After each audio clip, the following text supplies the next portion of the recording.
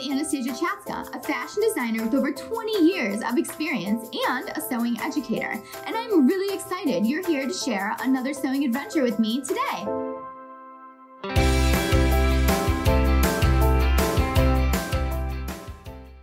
Welcome to Sewing Anastasia, and today I'm going to show you how to use this elastic guide foot.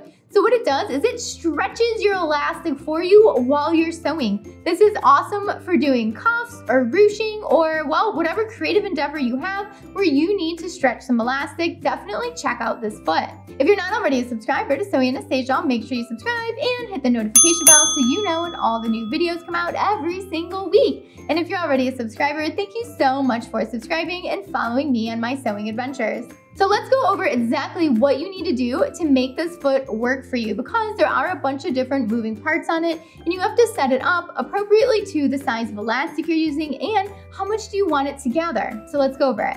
The first thing we need to do is set the foot for the size of elastic that we're using, and I'm going to be using a 1/4 inch wide piece of elastic today. So this little piece here, you need to pull it towards you and lift it up. Now that you can get into it, this little gray wheel here, it turns. So you want the sides of your elastic to be on the bottom here. So I'm gonna turn this all the way around so that way the narrowest, which is a 1/4 inch, is at the bottom, and you'll notice that my elastic fits in there really well. Now you need the elastic to be the same size so that way it creates the right pressure.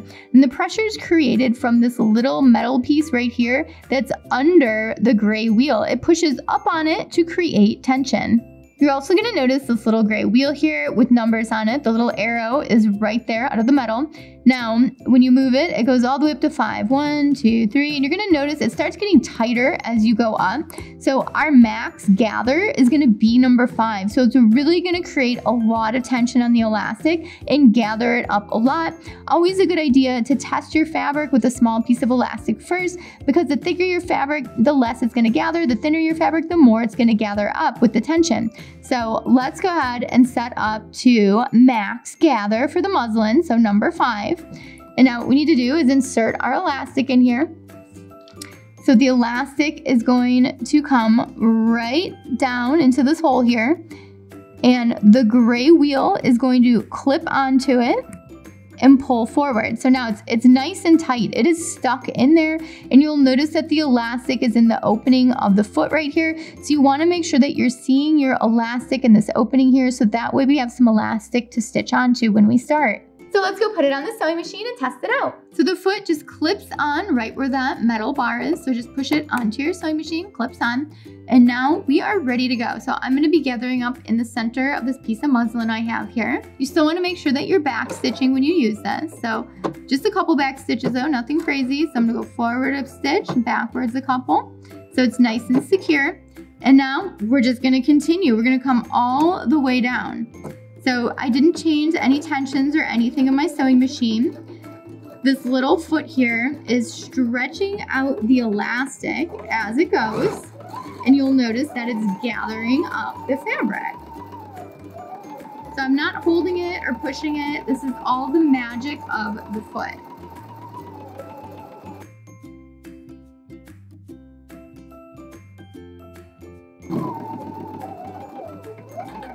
When you get to the end of your project, you can back stitch and cut.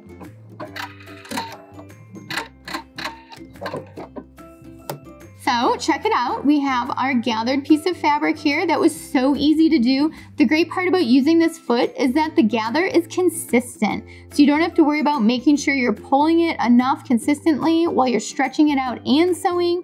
It is guiding it and stretching it for you. All you need to do is guide your fabric. So this is the back and the inside, and then this is the outside. You can see how nice and neat and even the thread and the stitches. So you're not gonna get uneven stitches with this technique, where if you were doing it yourself, pulling it, you might get uneven stitches. So this is a great way to keep your stitches super neat and sew elastic at the same time. This is also a great alternative to creating shirring with the elastic thread. You can just buy really narrow elastic and just create tons and tons of rows of it, and then you're gonna have a really sturdy shirring with this 1/4 inch elastic. So give this a try next time you want that shirring look as well. This is also a great way to add that gather to the side of a skirt, which is so on trend right now, or maybe to the center of a blouse, or maybe all around a skirt, creating that ruched look. There are so many different places and ways you can use this elastic guide foot on your garment creation. I just love it when I find a new foot that makes my sewing life easier. It is the best, and this foot is one of those. Thanks so much for watching Sewing Anastasia today. I hope you had fun learning about the elastic guide foot. If you enjoyed this video, please give it a thumbs up, give it some applause, and leave a comment down below. Where would you use this foot on a project? I'm sure there's a great place to use this foot that I'm not even thinking of, and I would love to know your ideas. As always, make sure you tag me in your projects at Sewing Anastasia so that way I can share them with everyone else. I love keeping everyone creative and inspired. So make sure you follow me on social media on Instagram and Facebook and TikTok and Twitter and all those fabulous social media websites, including YouTube. So make sure you follow me on YouTube and hit that notification bell so you know when all the new videos come out. I put out videos every single week, multiple times. So cool. And don't forget, if you're in Chicago, I also teach sewing classes in my design studio, and you can find out all about my classes at sewinganastasia.com. I even do virtual lessons, so make sure you check it out. Thanks so much for watching. Bye!